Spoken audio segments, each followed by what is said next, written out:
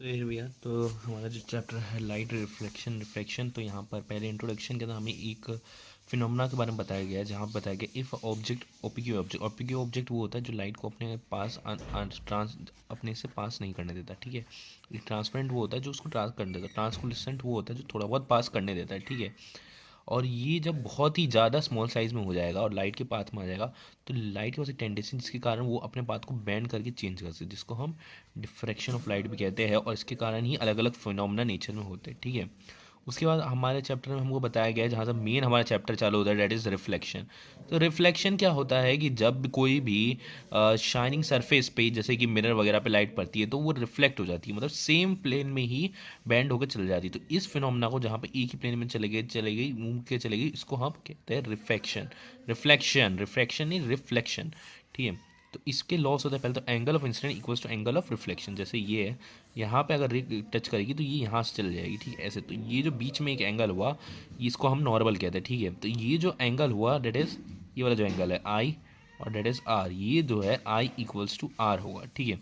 दूसरा incident ray normal और reflective रे, ये देखो ये रही इंसिडेंट रे, ये रही रिफ्लेक्टिव रे, ये रहा बीच में नॉर्मल, ये सब एक ही प्लेन पे इसी प्लेन पर आए करेंगे, ये रिफ्लेक्शन में, ठीक है। उसके बाद प्लेन मिरर ऑलवेज, अच्छा अब हमको कुछ अलग अलग मिरर से हम बताया गया। तो देखो incident and normal all point of the same plane, refractive lens all line same plane, all reflecting surface also mirror. देखो जितने भी सरफेस जो रिफ्लेक्ट करते हैं, पानी है, ठीक है, आपने देखो पॉन्ड के ऊपर जब पानी होता है तो उसके अंदर जब रेस पड़ती है तो वो रिफ्लेक्ट होकर आपको दिखाई देती है। तो वो जो दिखाने लाइक हम लोग जब आंखों से देखते हैं तो वो क्यों होता है, जब लाइट किसी ऑब्जेक्ट पर पड़ती है और वो रिफ्लेक्ट होकर हमारी तरफ आती है, या रिफ्लेक्ट होकर हम अगर दूसरे मीडियम तो वहाँ से रिफ्लेक्ट होकर हमारी आंखों की तरफ आती है, तो उसको हम देख सकते हैं, ठीक है। तो सेम वे कोई भी ऐसा सरफेस जो कि लाइट को रिफ्लेक्ट कर सके उसको एज अ मिरर कहते हैं, जरूरी नहीं कि मिरर सिर्फ ग्लास से ही बने।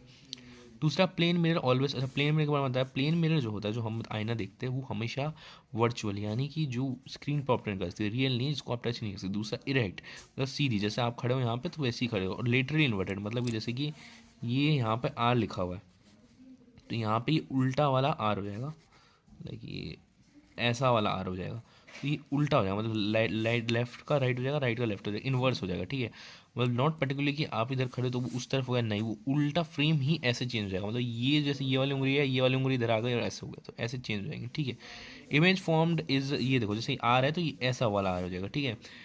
Size of image is equal to object, size जितना आर का है उतना ही होगा, ठीक है।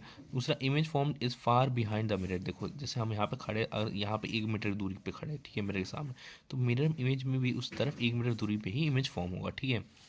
Further further image literally inverted, ठीक है। जो